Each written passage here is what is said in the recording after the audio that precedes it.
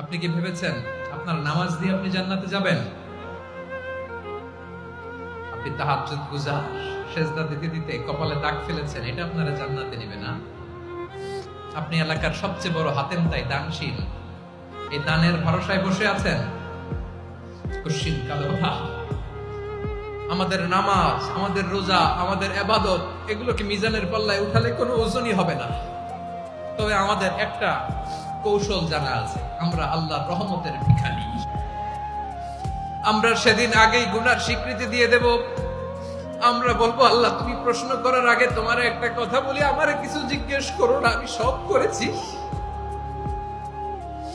এমন কোন পাপ নাই যে পাপ আমারে দিয়ে হয় নাই।